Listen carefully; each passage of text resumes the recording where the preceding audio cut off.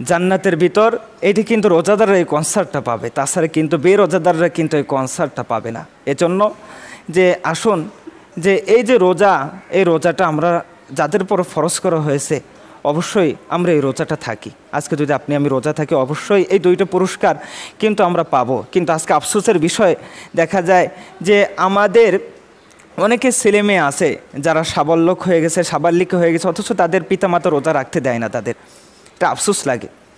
একটু চিন্তা করে যে আমি অনেককে জিজ্ঞাসা করছি যে আপনি ছেলে মেয়েকে রোজা রাখতে দেন না কেন? বলে কি যে হুজুর কেবলমাত্র 15 বছর, কেবল 18 বছর, এখনও তো ছোটো, এখন যদি রোজা রাখে তাহলে শরীর ক্লান্ত হয়ে যায়, ক্লিষ্ট ক্লান্ত হয়ে যায়, মাথা ঘুরে পড়ে যায়। কিন্তু আমি তাদেরকে বলবো যে আজকে একটু শরীর ক্লান্ত হয়ে যায়, শুকাই যায় বলে আজকে রোজাটা রাখতে দিচ্ছেন না, কিন্তু আজকে একটু মায়ের জন্য যে রোজাটা আপনি রাখতে দিচ্ছেন না, জাহান্নামের ভিতর যখন একে নিক্ষেপ করা হবে এই সন্তানদের, ওই সময় ওরা ফেরেশতাদের বলবে যে স্টপ, দাঁড়ান, আজকে কেন আমাদের জাহান্নামের ভিতর দিচ্ছেন? আজকে দুনিয়ার বুকে যখন আমরা রোজাগুলি থাকতে চাইছি আমাদের পিতামাতা থাকতে দেয় নাই। শেয়ারের যখন সময় হয়ে গেছে ওই সময় যদি একটু লাঠি দিয়ে আঘাতও করতো, হয়তো ওই লাঠির আঘাতটা আজকে আমাদের কি যে জাহান্নাম থেকে বাঁচাতে পারতো। রোজা না রাখার কারণ যদি একটু হুমকি দমকি দিত, ওই হুমকি দমকির জন্য আজকে এত বড় জাহান্নাম থেকে বাঁচতে পারতাম। কিসের জন্য তারা দুনিয়ার বুকে আমাদের রোজা থাকতে দেয়নি, পর্দা করতে দেয়নি, কিসের জন্য নামাজ পড়তে দেয়নি? আজকে আগে তাদের জাহান্নামে দেন। ওরা যদি আলেম থাকে, পিতামাতা যদি হাজি থাকে, যদি আল্লাহর ওলিও থাকে, তাদেরকে ওই সময় তাদের সামনে ধরে ফেরেশতারা জাহান্নামের ভিতর নিক্ষেপ করবে, ওই সময় ওই সব ছেলে মেয়েদেরও জাহান্নামের ভিতর দেবে। আলহামদুলিল্লাহ নাহমাদুহু ওয়া নুসাল্লি আলা রাসূলিহিল কারীম, আম্মা বাদ। বিসমিল্লাহির রহমানির রহিম। ইয়া আইয়ুহাল্লাযীনা আমানু কুতিবা আলাইকুমুস সিয়ামু কামা কুতিবা আলাল্লাযীনা মিন ক্বাবলিকুম লাআল্লাকুম তাত্তাকুন। আলহামদুলিল্লাহ, সর্বপ্রথম শুকরিয়া সে মহান স্রষ্টা আল্লাহ রব্বুল আলমিনের দরবারে যে আল্লাহ পাক রব্বুল আলমিন আপনাকে আমাকে কোরআনুল কারীম থেকে কিছু গুরুত্বপূর্ণ কথা শোনার মতো তৌফিক দান করলো, এজন্য শুকরিয়া করি আলহামদুলিল্লাহ। আজকে একটু গুরুত্বপূর্ণ বিষয় নিয়ে আলোচনা করতে যাচ্ছি, সেটি হচ্ছে পবিত্র রোজা। এই রমজান শব্দটি হচ্ছে ফার্সি শব্দ, আর এই রমাদান মানেই হচ্ছে গুনাহ জ্বালানোর মাস। অনেক কিতাবের ভিতর পাওয়া গেছে যে রমজান শব্দের অর্থই জ্বালানো অথবা পোড়ানো। বিশেষ করে এই মাসটির এমন অর্থ আসে যে 11টি মাস আপনি আমি যে গুনাহগুলি করি, শয়তানের দোকায় পড়ে, দুনিয়ার মায়ায় পড়ে, বিভিন্ন যে গুনাহগুলি করে থাকি, কবিরা সগীরা শিরক বিদআত, জানে ইচ্ছে গোপনে প্রকাশে, তো এই সব গুনাহগুলি একত্রিত করে এই একটি মাসে ওইগুলি জ্বালিয়ে দিয়ে আল্লাহ তাআলার কাছ থেকে ক্ষমা চাওয়ার মাসই হচ্ছে এই পবিত্র রমজান মাস। কিন্তু আমাদের একটা জিনিস লক্ষ্য করলে দেখা যাচ্ছে যে রমজান মাস আস্তে আস্তে করে কিন্তু আমাদের থেকে বিদায় নিয়ে ঠিকই চলে যাচ্ছে, কিন্তু সেভাবে কিন্তু আমরা আল্লাহ পাক রব্বুল আলামিনের কাছে কিন্তু সেভাবে ক্ষমা কিন্তু চেতে পারতেছি না। যেভাবে আমাদের একটি মাস ইবাদত করার কথা ছিল, যেভাবে আল্লাহ পাক রব্বুল আলামিনকে ডাকার কথা ছিল, যেভাবে গুনাহগুলি মাফ করে নেওয়ার কথা ছিল, সেভাবে কিন্তু আমরা করতে পারতেছি না। রোজার মাসটা পরিপূর্ণ বরকত। এই মাসে আল্লাহ পাক রব্বুল আলামিন বান্দা বান্দিদের 5টি নিয়ামত দান করে। তার ভিতর গুরুত্বপূর্ণ একটি নিয়ামত হচ্ছে যখনই ওই বান্দা বান্দি রোজার শেষে আল্লাহ পাক রব্বুল আলামিনের কাছে হাত তুলে দোয়া করবে, সঙ্গে সঙ্গে আল্লাহ পাক রব্বুল আলামিন ওই দোয়াকে কবুল এবং মঞ্জুর করে নেন। এজন্য যে অবশ্যই দোয়া করতে হবে, কারণ আমরা প্রত্যেকেই কিন্তু গুনাহগার। কেউ কিন্তু আমরা বলতে পারবো না যে আমি গুনাহ করিনি। আমরা কম বেশি সবাই গুনাহ করছি। আজকে যদি আপনি আমি এই গুনাহগুলি ক্ষমা না করে আল্লাহ পাক রব্বুল আলামিনের কাছ থেকে যদি মাফ করে না নিয়ে যদি দুনিয়া থেকে বিদায় নিই, সে বিদায়টা কিন্তু অত্যন্ত কষ্টদায়ক হবে। কুল্লু নাফসিন যায়িকাতুল মাউত, যে মৃত্যুর স্বাদ অবশ্যই প্রত্যেকটি বান্দা বান্দিকে এবং মাকলুকাতকে অবশ্যই গ্রহণ করতে হবে। আজ হোক কাল হোক, নির্দিষ্ট সময় মতো কিন্তু গ্রহণ করতেই হবে। তা আপনি আমি যদি এই গুনাহ নিয়ে যদি মৃত্যুবরণ করি তাহলে ওইটা হবে অত্যন্ত যন্ত্রণাদায়ক। কারণ যারা দুনিয়ার 60, 70, 80 বছর, এখন তো বেশি একটা হায়াত পাওয়া যায় না। আগে কিন্তু আমরা শুনছি যে নবী রাসূলরা প্রায় 1000 বছর হায়াতও কিন্তু তারা পাইছে, কিন্তু এখন কিন্তু তেমন না। এখন দেখুন যে মাত্র 60 বছর 70 বছর হলেই বিভিন্ন রোগের ভিতর কিন্তু মানুষ আক্রান্ত হয়ে যাচ্ছে। আজকে এর ভিতরে স্ট্রোক করে বিভিন্ন রোগের ভিতর আক্রান্ত হয়ে কিন্তু ইন্তেকাল করতেছে। তো এই যে 60-70টা বছর যদি আপনি আমি একটু আল্লাহ তাআলার ইবাদত করতে পারি, আল্লাহ তাআলার ইবাদত করতে গেলে অবশ্যই একটু কষ্ট হয়, যেমন পর্দা করা, 5 ওয়াক্ত নামাজ পড়া, এই যে সিয়াম পালন করা, হজ করা, জাকাত করা, হারাম থেকে বিরত থাকা। তো এই যে বিভিন্ন যেই ফরজ হুকুমগুলি আছে এগুলি করতে অবশ্যই একটু কষ্ট হবে। কিন্তু এই যে 60-70 বছর দুনিয়ার যদি আপনি আমি একটু কষ্ট করতে পারি, তাহলে অবশ্যই মৃত্যুটা হবে অত্যন্ত সুন্দর এবং খুশির সাথে ওই মৃত্যুটা হবে। এমনও বলা হয়েছে কিতাবের ভিতর, যখন ওই বান্দার মৃত্যুর সময় চলে আসবে, দেখতে পারবে যে আসমান থেকে যে 500 ফেরেশতা নেমে আসতেছে। তা তাদের দেখবে অত্যন্ত সুন্দর তাদের নুরানি চেহারা, তাদের প্রত্যেকের হাতে একটি করে ফুল থাকবে, এক একটি ফুলে বিশ্বকম ঘ্রাণ, বিশ্বকম কালার থাকবে। যখন ওই মৃত ব্যক্তি মুমিনদার বান্দাবান্দির যখন পাশে আসবে, আসার পরে তারা বেষ্টন করে তাকে ঘিরে বসবে, তার ফুলের ঘ্রাণেই তাদের ওই যে বান্দা অথবা বান্দি সে ওই ঘ্রাণেই মুগ্ধ হয়ে যাবে যে এত সুন্দর ফুলের ঘ্রাণ কোনো সময় কিন্তু আমরা ওটা কিন্তু পরিকল্পনাও করিনি বা কোনো সময় ঘ্রাণ আমরা পাইও নি। তা যখন 500 ফেরেশতা চারপাশ এসে বসবে, বসার পরে যে বলা হচ্ছে তারপর মালাকুল মাউত আবার তিনি স্পেশালভাবে আসবে, আরও সুন্দর অনেক সুন্দর চেহারা নিয়ে তিনি ওই মৃত্যু ব্যক্তির পাশে এসে বসবে।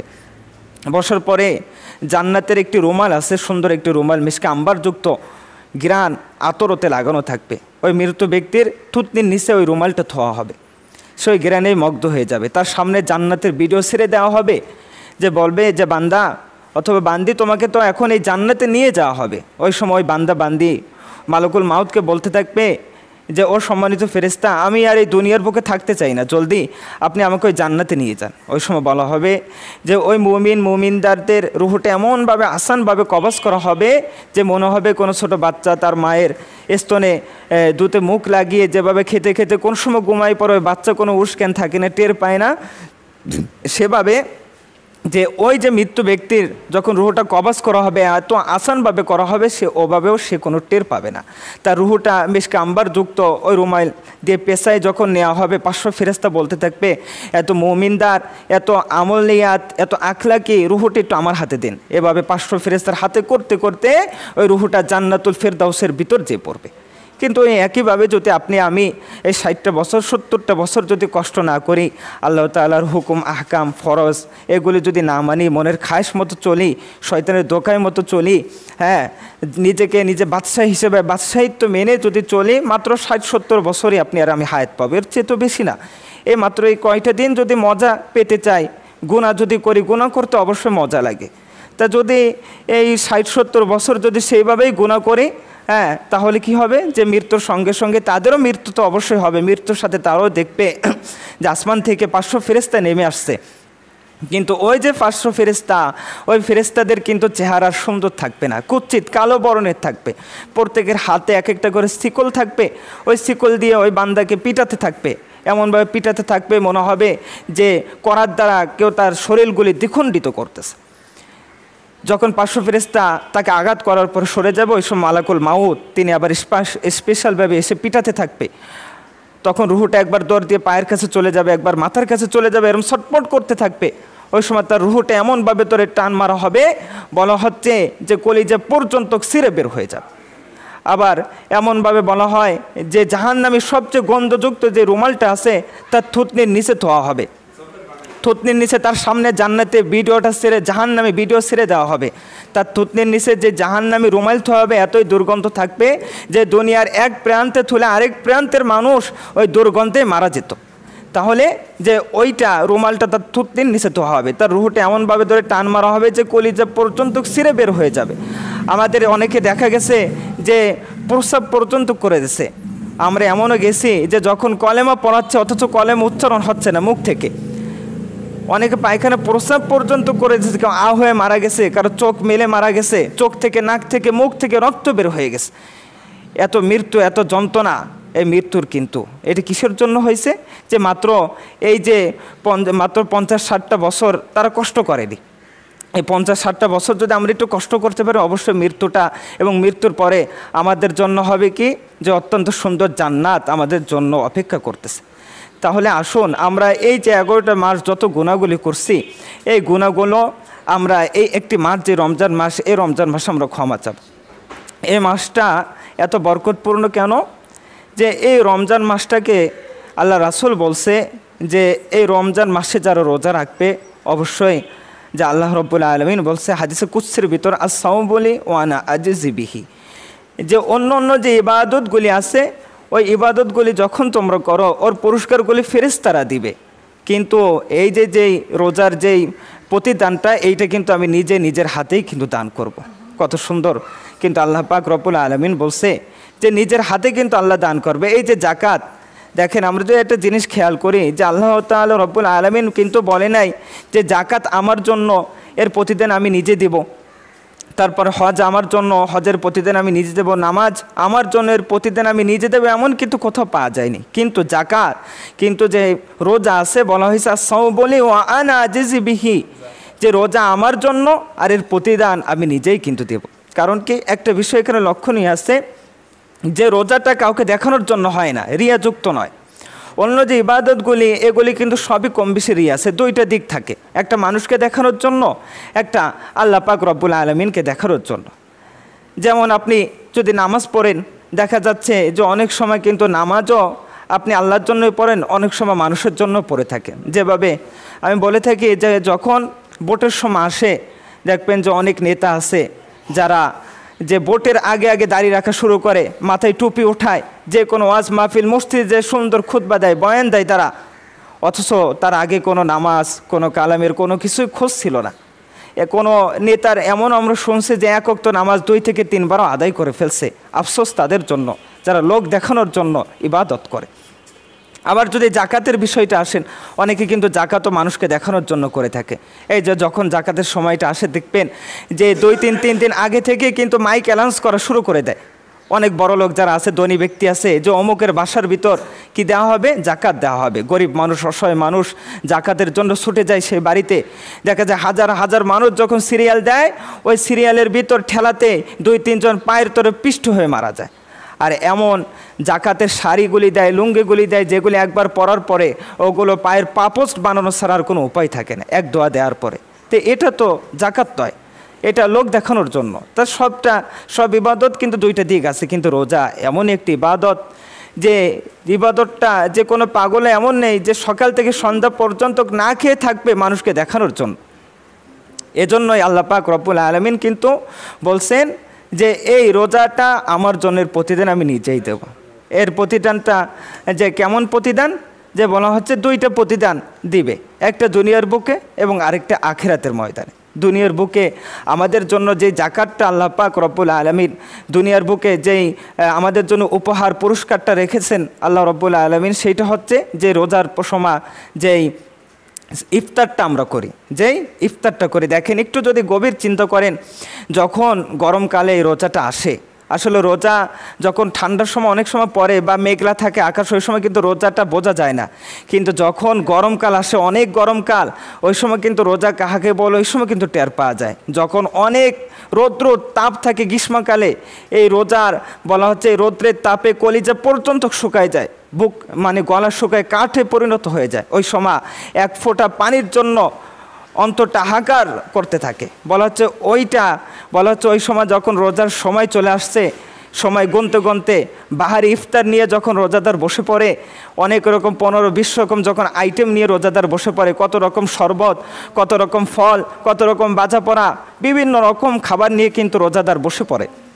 কিন্তু বসে ওই পাশে রোজাদারের বুক শুকে ফেটে যাচ্ছে, অথচ একটা খাবারের দিকে কিন্তু রোজাদারের হাত যায় না। কারণ কি, যে আল্লাহর কিন্তু হুকুম হচ্ছে না। সে চাইলে কিন্তু খেতে পারে না, সে চাইলে কিন্তু ওইখান থেকে একটা ফল উঠে খেতে পারে, 1 গ্লাস পানি খেতে পারে। ফেরেশতারা যে পাশে কি দাঁড়ায় আছে, যে ফেরেশতারা কি বলতেছে যে যদি ওইখান থেকে একটা ফল খাই ওকে আমাকে ধরে মারবে, যে বেটা তুই ফল খেলি কেন, তোকে কি খেতে বলছি, আজান হয়েছে, কেউ কিন্তু বলার নেই। কিন্তু কিসের ভয় আমাদের ওইখান থেকে আটকাচ্ছে? আল্লাহ পাক রব্বুল আলামিন ওই সময় ফেরেশতাদের ডেকে বলা, ও ফেরেশতারা এগুলো লক্ষ্য করে দেখ, তোরা তো এইসব বান্দা বান্দীদের সৃষ্টি করতে নিষেধ করছিলি, আর আজকে দেখ কলিজাটা ফেটে যাচ্ছে, গলাটা শুকিয়ে কাঠ হয়ে যাচ্ছে, অথচ আমার হুকুম আজান না হওয়া পর্যন্ত কি একটা ফলে একটা শরবতে কিন্তু তোর হাত যাচ্ছে না। তোরা সবাই সাক্ষী থাক, আমার যত বান্দা বান্দি আজকে রোজা ইফতার নিয়ে সামনে আছে, এদের জিন্দেগির তামাম গুনাহগুলি আমি মাফ করে নিষ্পাপে পরিণত করে দিলাম। সুবহানাল্লাহ, সুবহানাল্লাহ। তাই এই যে যখন একটি রোজাদার যখন আল্লাহু আকবার বলে আজান হয়ে যায়, আজান হওয়ার পরে যখন দোয়া পড়ে, যখন এক গ্লাস শরবত খায়, ওর কলিজা পর্যন্ত ঠান্ডা হয়ে যায়। এই যে একটা নিয়ামত, একটা মজা, একটা তৃপ্তি, এটা কিন্তু বেরোজাদাররা পাবে না। অনেক সময় কিন্তু বেরোজাদাররাও কিন্তু ইফতার করে না। পুরোনো ঢাকার একটি কাহিনী আছে, পুরোনো যে ঢাকা আছে এখানে ইফতারের আগে আগে বলা হচ্ছে যে একদল যুবকরা বের হয়, মসজিদে আসে ইফতার করে। এখন হুজুর জিজ্ঞাসা করছে যে কিরে তোমাদের অন্য সময় নামাজে দেখি না, কোনো সময় দেখি না, কিন্তু ইফতারের সময় কোথা থেকে আসো? ওই সময় যুক্তি দেয় যে হুজুর সারাদিন রোজা না রেখে তো একটা বড় গুনাহ করছি, এখন ইফতার না খেয়ে আরেকটা গুনাহ করব। এই যে রোজা রাখি নাই, যে গুনাহ হয়েছে ইফতার করে সেই সওয়াবে পেলা যে মাইনা যে আমরা ওইটা শেষ করে দেব, আমরা ইফতার খাবো এমনিতেই। তাহলে এই চিন্তা চেতনা কিন্তু হবে না। ওরাও কিন্তু ইফতারে খোলে আমাদের সাথে, কিন্তু ওরা কিন্তু ওই মজা পাবে না। সারাদিন মানুষ ভাত খেলে যেমন মজা অমন পাবে, কিন্তু যে একটি রোজাদারের মতো কিন্তু মজা তৃপ্তি কিন্তু ওরা পাবে না। এই হলো একটা বলা হচ্ছে যে এই হচ্ছে একটা নিয়ামত, আল্লাহ তাআলার একটা পুরস্কার। আরেকটা আরেকটার পুরস্কার হচ্ছে যে জান্নাতের ভিতর আল্লাহ রাব্বুল আলামিন এই রোজাদারদের জন্য একটা কনসার্টের আয়োজন করবে, একটা অনুষ্ঠানের আয়োজন করবে, যে অনুষ্ঠানটায় শুধু রোজাদাররাই কিন্তু থাকতে পারবে। ওই কনসার্টটা কি হবে, যখন ওই কনসার্টটায় যখন সবাইকে ঢুকাতে থাকবে, ওই সময় বান্দাবান্দিরা মুমিনদার যেসব বান্দাবান্দি তারা ওই সময় ফেরেশতাদের বলবে যে আমরা তো কোনো কনসার্টে জীবনে যাইনি, এইসব কনসার্টে আমরা যাব না। ওই সময় ফেরেশতারা বলবে ও বান্দাবান্দি, দুনিয়ায় কত কনসার্টের অফার তোমাদের সামনে আসছে, তোমার কত বন্ধু কত বান্ধবী তোমাকে অফার দিছে যে বন্ধু চলো আজকে অনেক বড় কনসার্ট আছে, অনেক বড় নায়ক, অনেক বড় শিল্পী আজকে ওইখানে আসবে, কিন্তু ওই সময় তুমি কি বলছো যে না, আজকে যদি এই কনসার্টের ভিতর দুনিয়াবি কনসার্টের ভিতর যায় অবশ্যই গুনাহ আছে, আল্লাহ তাআলার যদি জান্নাত পেতে হয় এই কনসার্ট থেকে দূরে থাকতে হবে। ওই সময় তুমি এই জান্নাতের কনসার্টের কথা মনে করে ওই সব কনসার্ট থেকে বাঁচছিলা, মুখ ফিরিয়ে নিয়েছিলা, আজকে আর কোনো লজ্জা নাই, কোনো ভয় নাই, কোনো ভীতি নাই, আজকে আসো কনসার্টের ভিতর। ওই সময় ওই সব বান্দাবান্দি খুশি মনে নিয়ে ওই কনসার্টের ভিতর ঢুকবে জান্নাতের ভিতর।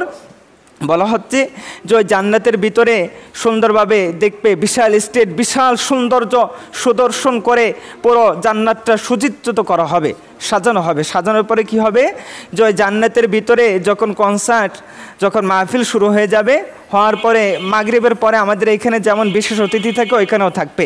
ওই সময় বান্দাবান্দিদের বলবে যে এখন তোমাদের সামনে বিশেষ অতিথি তোমাদের সামনে আসবে। ওই সময় বলবে কে, বলবে এমনই নবী তোমাদের সামনে আজকে তার তেলাওয়াত নিয়ে আসতেছে, যে দুনিয়ায় বুকে যখন তিনি ওই কিতাব, তারপরে যে কিতাব নাজিল হয়েছিল দাউদ আলাইহিসসালাতু ওয়াসসালাম, তো উনি যখন দুনিয়ায় ওই কিতাব যখন তেলাওয়াত করতো, চারপাশের যত পশু পাখি আছে তারা পর্যন্ত তার পাশে চলে আসতো তার তেলাওয়াত শোনার জন্য।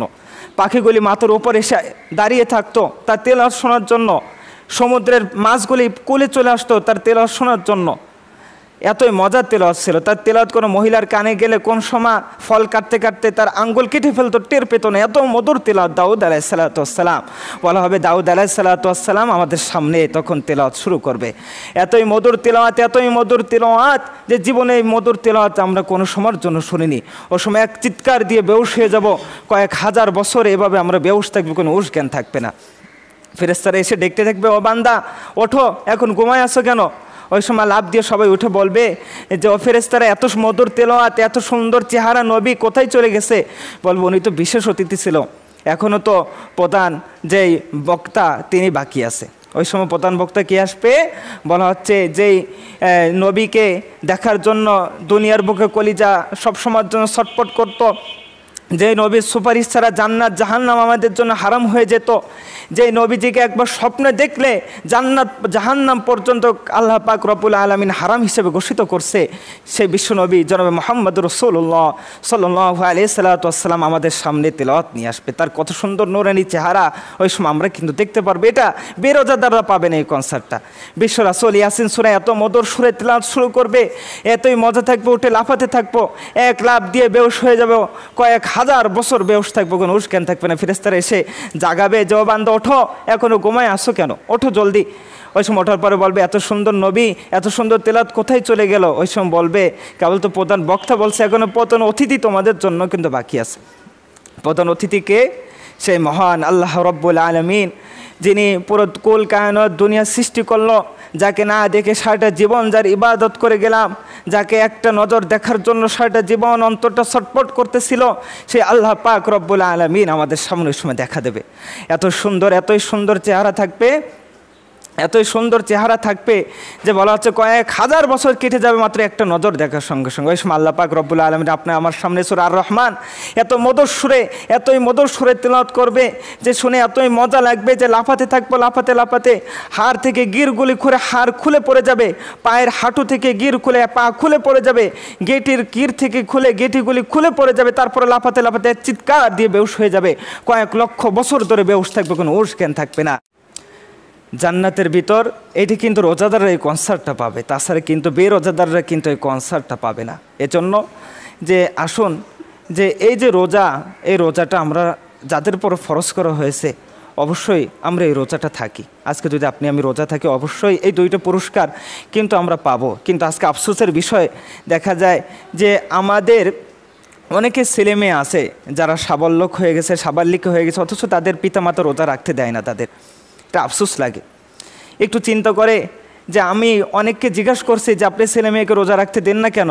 বলে কি যে হুজুর কেবলমাত্র 15 বছর, কেবল 18 বছর, এখনও তো ছোটো, এখন যদি রোজা রাখে তাহলে শরীর ক্লান্ত হয়ে যায়, ক্লান্ত হয়ে যায়, মাথা ঘুরে পড়ে যায়। কিন্তু আমি তাদেরকে বলবো যে আজকে একটু শরীর ক্লান্ত হয়ে যায়, শুকায় যায় বলে আজকে রোজাটা রাখতে দিচ্ছেন না, কিন্তু আজকে একটু মায়ের জন্য যে রোজাটা আপনি রাখতে দিচ্ছেন না, জাহান্নামের ভিতর যখন একে নিক্ষেপ করা হবে এই সন্তানদের, ওই সময় ওরা ফেরেশতাদের বলবে যে স্টপ, দাঁড়ান, আজকে কেন আমাদের জাহান্নামের ভিতর দিচ্ছেন? আজকে দুনিয়ার বুকে যখন আমরা রোজাগুলি থাকতে চাইছি আমাদের পিতামাতা থাকতে দেয় নাই। শেয়ারের যখন সময় হয়ে গেছে ওই সময় যদি একটু লাঠি দিয়ে আঘাতও করতো, হয়তো ওই লাঠির আঘাতটা আজকে আমাদের কি যে জাহান্নাম থেকে বাঁচাতে পারতো। রোজা না রাখার কারণে যদি একটু হুমকি দমকি দিত, ওই হুমকি দমকির জন্য আজকে এত বড় জাহান্নাম থেকে বাঁচতে পারতাম। কিসের জন্য তারা দুনিয়ার বুকে আমাদের রোজা থাকতে দেয়নি, পর্দা করতে দেয়নি, কিসের জন্য নামাজ পড়তে দেয়নি? আজকে আগে তাদের জাহান্নামে দেন। ওরা যদি আলেম থাকে, পিতামাতা যদি হাজি থাকে, যদি আল্লাহর ওলিও থাকে, তাদেরকে ওই সময় তাদের সামনে ধরে ফেরেশতারা জাহান্নামের ভিতর নিক্ষেপ করবে, ওই সময় ওই সব ছেলে মেয়েদেরও জাহান্নামের ভিতর দেবে। এজন্য আপনাদের কাছে আহ্বান জানাই, আজকে একটু মায়া করবেন না। সন্তানদের অবশ্যই বলা হয়েছে 7 বছর বয়স থেকে রোজা নামাজের ট্রেনিং দিতে হবে, তারপর 10 বছর বয়স থেকে আঘাত করতে হবে লাঠি দিয়ে, তারপরে 12 বছর বয়সও যদি না রাখে বলা হচ্ছে তেজ্য পুত্র তেজ্য কন্যা করে দিতে হবে, না হলে ওর গুনার দায়ী কিন্তু আপনার নিতে হবে। এজন্য এখনও সময় আছে, আসুন এই রমজান মাসটা কিন্তু এখনও আমাদের ভিতরে আছে, এখনও চলে যায়নি। আমরা এই রোজার গুরুত্ব বুঝি, রোজাগুলি রাখি এবং চোখের পানি ফেলি, কারণ চোখের পানির দাম আল্লাহ পাক রব্বুল আলামিনের কাছে সবচেয়ে প্রিয়। দুইটা পানি আল্লাহ পাক রব্বুল আলামিনের কাছে সবচেয়ে প্রিয়। সেই দুইটা পানিকে একটা হলো শহীদ, যারা আল্লাহর দিন কায়েম করার জন্য দুনিয়ার বুকে তাদের বুকের তাজা রক্ত আল্লাহ রাস্তায় ঢেলে দেয়, ওই পানির ফোঁটা। আরেকটা কি, যারা নিজেদের গুনার জন্য অনুতপ্ত হয়ে চোখের পানি ফেলে, ওই চোখের পানি আল্লাহ পাক রব্বুল আলামিনের কাছে কিন্তু অত্যন্ত প্রিয়, অত্যন্ত দামি।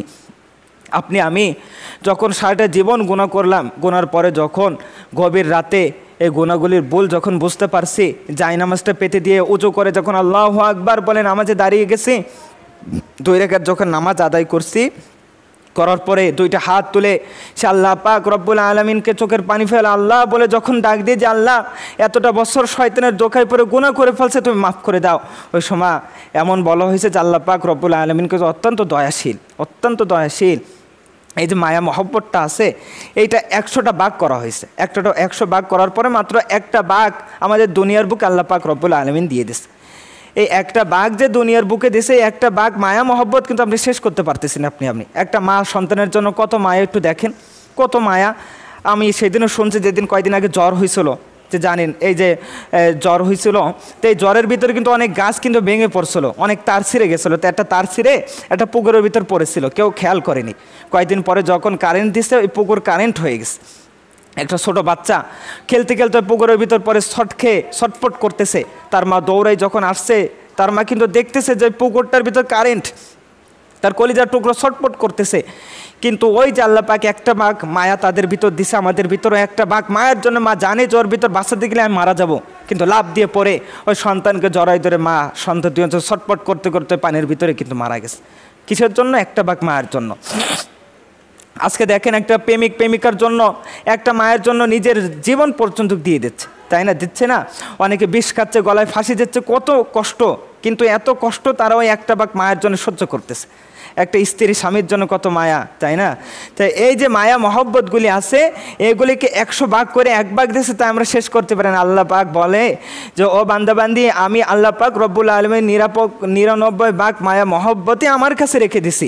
যখন ওই গভীর রাতে জায়নামাজ পেতে যখন আমাকে একবার অন্তর থেকে আল্লাহ বলে ডাক দাও, আমি ওই সময় বলি তোমাদের যত রকম গুনাহ আছে, পাহাড় সমান গুনাহ করছো, ওই পাহাড় সমান গুনাহগুলি আমি মাফ করে দিয়ে সঙ্গে সঙ্গে নিষ্পাপে পরিণত করে দিই। সুবহানাল্লাহ।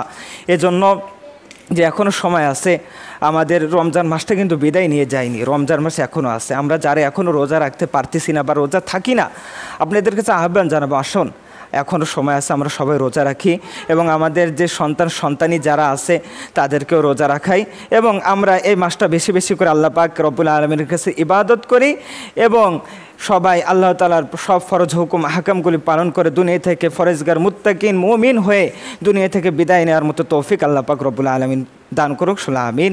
ওয়া আখিরু দাওয়ানা আলহামদুলিল্লাহ। আসসালামু আলাইকুম ওয়া রাহমাতুল্লাহি ওয়া বারাকাতুহু।